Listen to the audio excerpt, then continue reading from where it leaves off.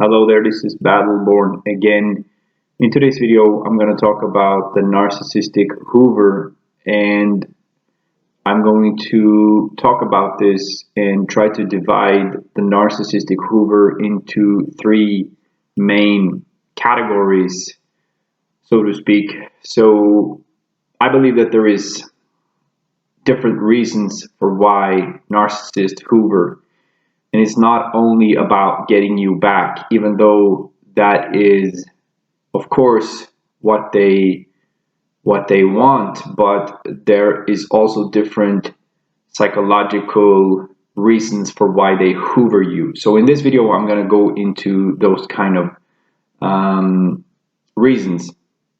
So the first way the narcissist hoover, or the first reason a narcissist will start to hoover you, basically, is because you have gone no contact, or you have threatened to go no contact. But the hoover is only really a hoover if you have gone no contact and if you are done with the narcissist, so to speak.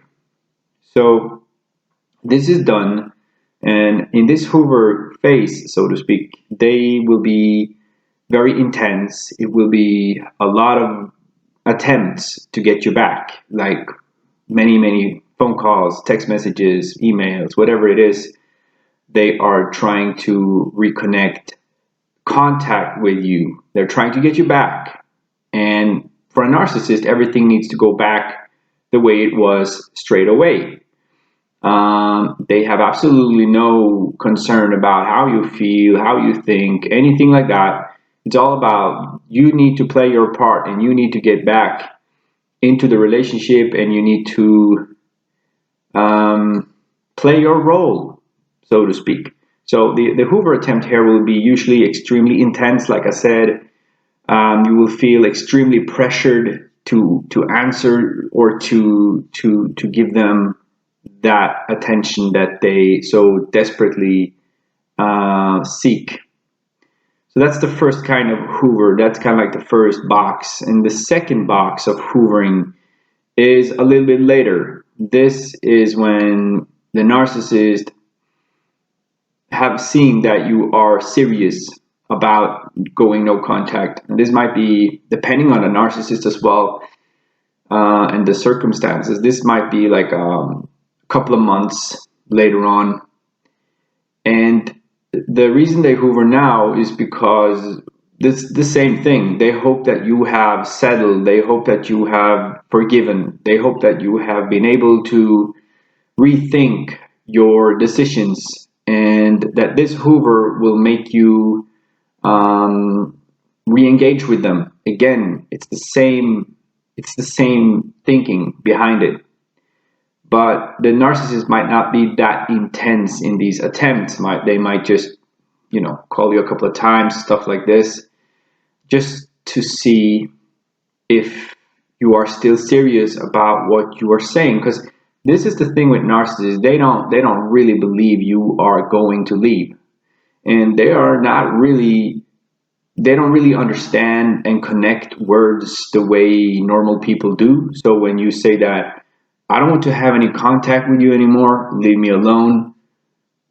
And that's not something that really penetrates their mind, because in the narcissist, how they view themselves as well is like, that's impossible, they think to themselves. You cannot do that to me, because if they had to consider that they were bad people for that moment, their whole false image would fall apart. Because if they had to consider that the things you say is right, and the reason you don't want to have anything to do with these people or that person is because they treat you bad, that means that they have to be able to see within themselves, and that is something narcissists are incapable of doing. So this hoover will be, like I said, probably less intense. It will be more calculated, not so much because in the first hoover attempt that I talked about, it's more like the narcissists really feel like they're dying and they need you as a supply, basically. So the third hoover attempt, or there might be a lot of more, not the third hoover attempt, but the third psychological reason, so to speak, behind hoovering, to me, is domination. That's the third box. That's where you find the really sinister, sadistic, stalking kind of narcissist. And this hoover might be done years after you have gone no contact.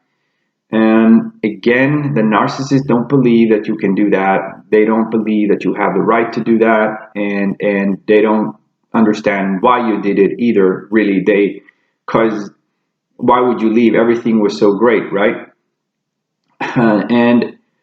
But this is at this stage, when they do this after years, it has to do with domination. They want to show you that they are still able to be in your life. They're still able to contact you. They're still able to, try to block your decisions in life. They want to just remind you that they're still out there, that you cannot get away from them. There is no escape, and they're trying to block your exit, from them. And this is, like I said, this is the more sinister, sadistic types of narcissists that will go on and on into years and doing this thing. I usually say that the longer a narcissist hoovers you, the more dangerous they are, usually. The hoover can be equated with their pathology or their level of narcissism. That's what I believe. Because hoovering is actually, when we think about it, it is stalking, and stalking is some of the worst human fears. Basically every horror movie out there with some kind of killer or with some kind of animal or beast or something like that is always about that you cannot get away from this monster or this killer. That's something that we have innate. It is one of our basic primal fears, not to get away from somebody or something that can hurt us. So the narcissists know what they do. They know that this is gonna unsettle you, and my advice is to don't let it unsettle you.